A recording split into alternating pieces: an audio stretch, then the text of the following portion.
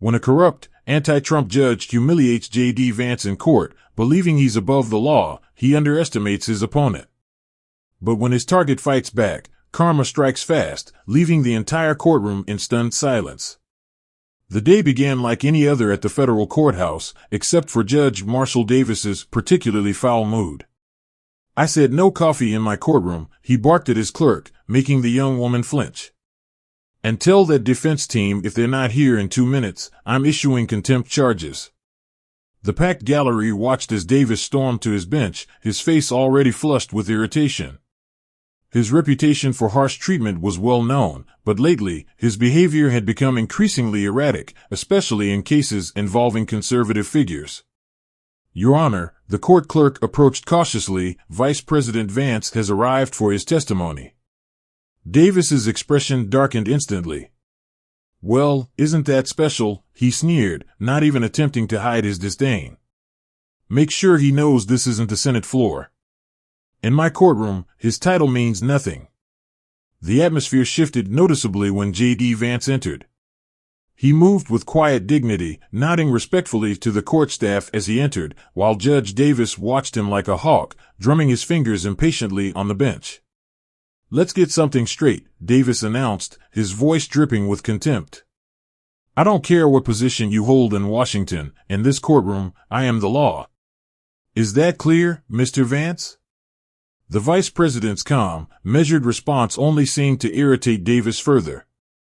"Crystal clear, Your Honor. I'm here simply as a witness to the truth." Davis scoffed. "We'll see about that." His gaze shifted to the defense table. "Now, let's get this circus started." As the defense attorney began his opening statement, Davis immediately cut him off. "For the record," he interrupted, "I'm already tired of the political theatrics in my courtroom." He shot a pointed look at Vance. "This isn't a campaign rally." The attorney tried again. "Your Honor, we're simply establishing the context of Mr. Sterling's charitable, the context." Davis barked out a laugh. "The context is that your client is accused of tax evasion. Period. I don't need a history lesson about his so-called charitable work." Each time the attorney mentioned Sterling's community contributions, Davis interrupted with increasing hostility. "Irrelevant. Move on. I won't warn you again." His gavel slammed down so often the court reporter struggled to keep up. When it was time for Vance's testimony, Davis's behavior became even more erratic. "Stand up straight when you take the oath," he snapped, though Vance's posture was already impeccable. "And speak clearly. I won't have any political doublespeak in my court." "Your Honor," Vance began calmly, "I can attest to Mr. Sterling's financial transparency regarding the Faith and Family Foundation." "Oh, here we go," Davis interrupted, rolling his eyes theatrically. "Another conservative fairy tale about family values." The gallery stirred uncomfortably, and even the prosecution looked uneasy at the judge's blatant bias, but Davis was just getting started. Leaning forward, his face reddening, he sneered, "Let me be clear, I've seen enough rich conservatives try to hide their money behind charitable facades. Your presence here doesn't impress me, Mr. Vice President. In fact, it makes me question the defendant's character even more." Vance remained composed, but something in his steady demeanor only seemed to enrage Davis further. The judge's hands trembled slightly as he shuffled through his papers, his eyes darting nervously to certain documents on his desk. "I have here," Vance continued steadily, "documented evidence of Mr. Sterling's charitable contributions, including the March Foundation meetings. Those records are inadmissible." Davis practically shouted, though no objection had been raised, his reaction feeling oddly personal, almost panicked. "Your Honor," the defense attorney stood, "on what grounds are you? Don't you dare question my rulings." Davis's face was now bright red. "One more word, and you'll be joining your client in contempt."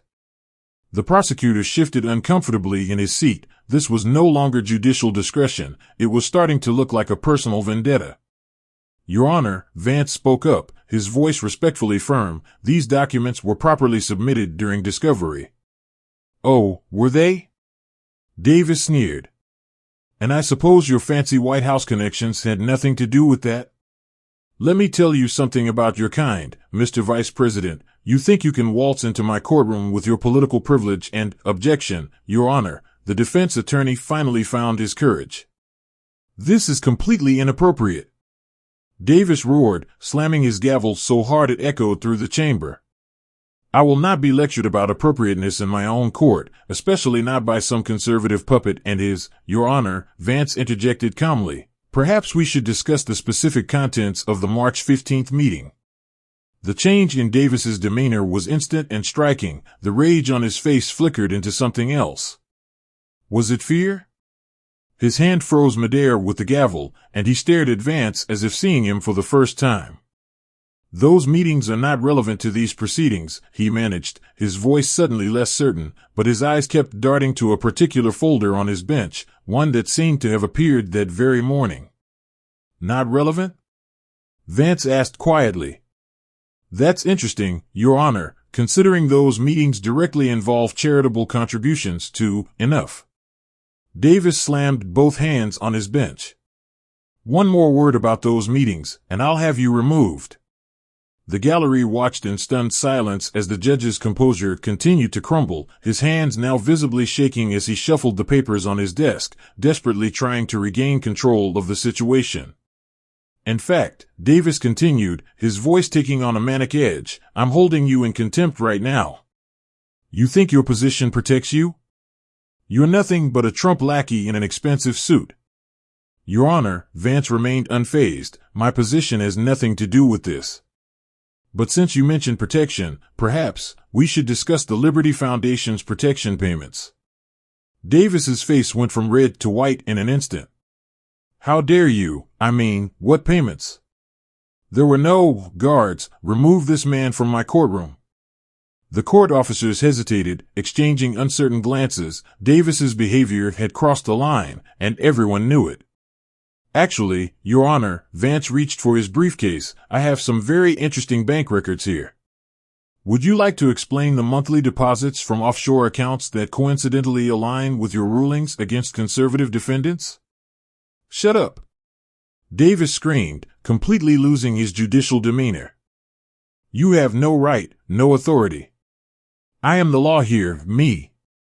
Not some conservative bootlicker who, Vance calmly held up a document. Your signature on these authorization forms suggests otherwise, Your Honor.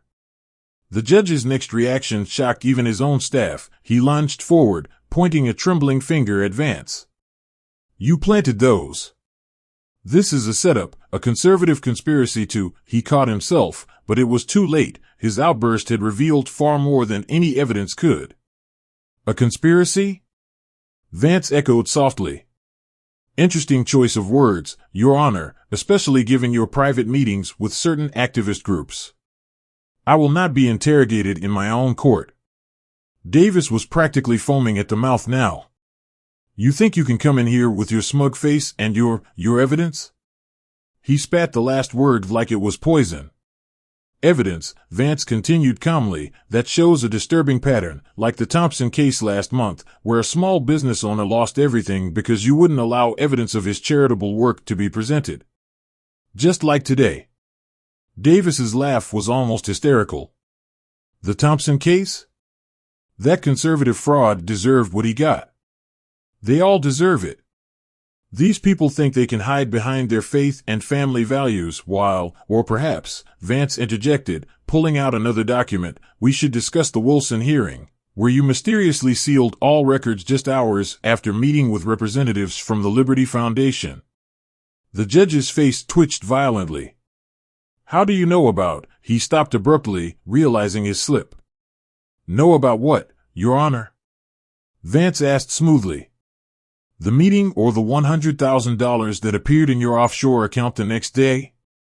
The gallery erupted in murmurs as Davis slammed his gavel repeatedly, but each strike sounded more desperate than the last. Order. I will have order. His voice cracked with panic. This is all fabricated, a conservative plot to, like Mrs. Anderson's case? Vance pressed on. A grandmother who lost her life savings because you wouldn't let her explain where the money came from? Interesting how the company that sued her donated to your re-election campaign just weeks before. Shut up! Davis screamed, his composure completely shattered. You have no right, no authority. I am the law here, me. No, Your Honor, Vance's calm voice cut through the chaos. You're not the law, you're supposed to serve it. Like when you took your oath of office, the same day you opened that account in the Cayman Islands. Davis shot to his feet, his robes disheveled, pointing wildly at Vance. Guards! Arrest this man for contempt. Seize those documents, all of them, now. He turned to the officers, his face a mask of desperation. What are you waiting for? He bellowed.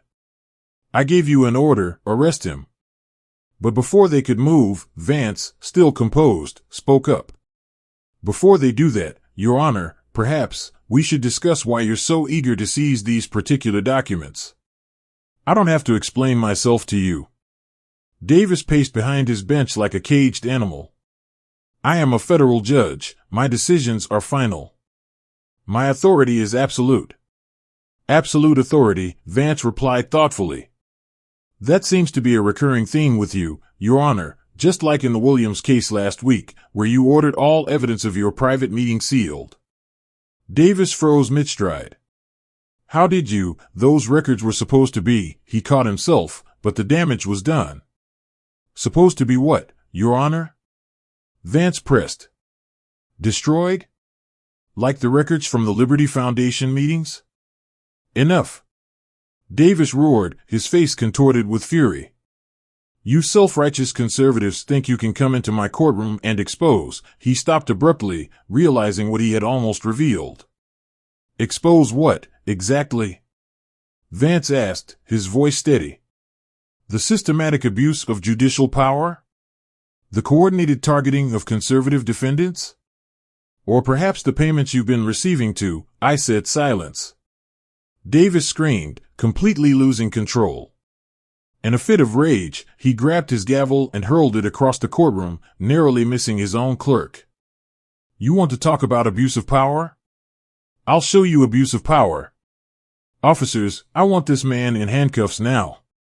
And anyone who refuses my order will be joining him in jail. The courtroom fell into an eerie silence, the tension so thick it was suffocating, and even the judge's heavy breathing seemed amplified in the stunned stillness. The officers still hadn't moved, their faces showing clear conflict between duty and conscience.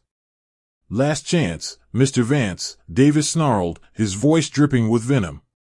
Hand over those documents and submit to arrest, or I'll make sure you never set foot in another courtroom again. That's an interesting threat, Your Honor, Vance replied, opening another folder.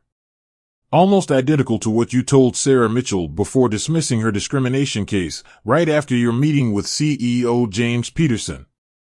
Davis's face went ghostly pale. What, how did you, Peterson, Vance continued calmly, who deposited $500,000 into your Cayman account? The same Peterson who hosted that private yacht meeting last month, the one where 7 other judges were present, all of whom mysteriously ruled in his favor the following week. You have no right. Davis screamed, spittle flying from his mouth. Those records are privileged. Those conversations were private. You illegally, private? Vance asked softly. Like the recordings from your chambers? The ones where you explicitly told your clerk to lose evidence that would have exonerated 3 conservative defendants? The clerk, still at her desk, burst into tears. He made me do it, she sobbed. He said he'd ruin my career if I didn't. Silence. Davis roared, but his authority was crumbling. None of this is admissible. You can't prove, actually, Vance interrupted, everything was obtained legally. Your own security cameras caught the midnight document shredding, your own phone recorded the threats, and your own signature authorized the transfers. Davis lunged forward, reaching desperately across his bench toward Vance's evidence folder. Give me those files.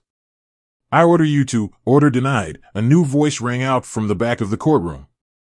Everyone turned to see a team of FBI agents making their way down the center aisle.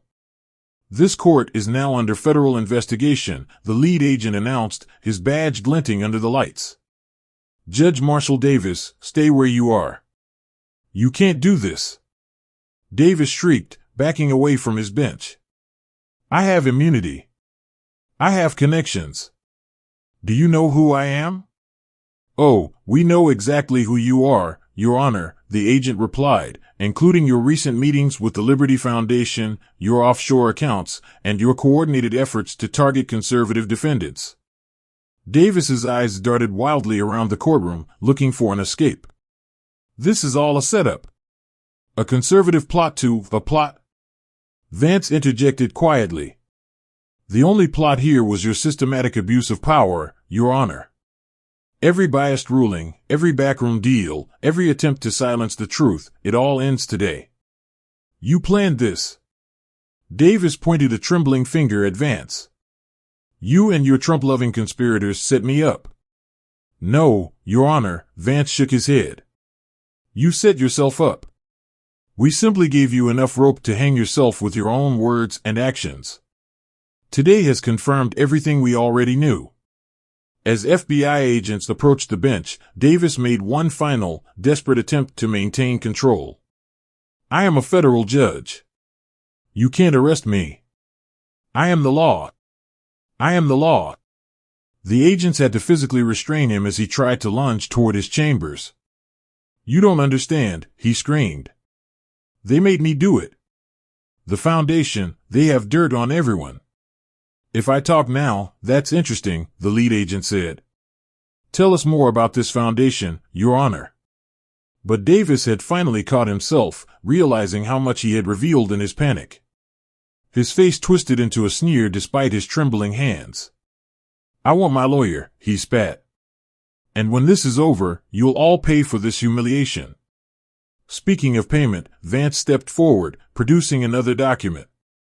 Perhaps you'd like to explain these transfer records, 7 judges, all receiving similar payments on the same days you did, all ruling against conservative defendants in coordinated cases.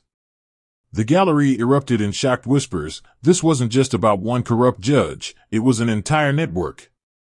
The evidence suggests, Vance continued, his voice carrying across the now silent courtroom, that this was a systematic effort to use judicial power for political persecution. The judicial system should never be a political weapon, Your Honor. It's meant to be a shield, protecting all Americans equally.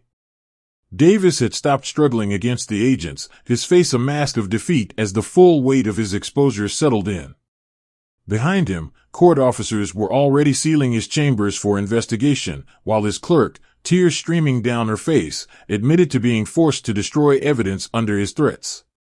His final walk of shame out of his own courtroom, hands cuffed, was a powerful symbol of justice being served. Yet, as the agents led him away, he turned one last time to JD Vance, his voice filled with bitter defiance. You think this changes anything? He spat. There will always be others like me. You can't stop us all. Vance met his glare with calm resolve. You're right about one thing. There will always be those who abuse power. But there will also always be those who stand up against them. That's what makes our justice system work, not the corruption you represent, but the courage of those who fight against it. The aftermath was swift and far-reaching. Davis's arrest triggered a wave of investigations across multiple jurisdictions, exposing a network of corrupt judges whose influence crumbled as evidence mounted and witnesses came forward. But perhaps the most defining moment came when Sterling's case was dismissed. The new judge, reviewing the very evidence Davis had tried so desperately to suppress, found no basis for the charges. Because at the end of the day, justice isn't decided by those who seek to control it, but by those willing to defend it. And if you believe in standing up for truth and accountability, make sure to like this video and subscribe for more inspiring stories. God bless you, and God bless America.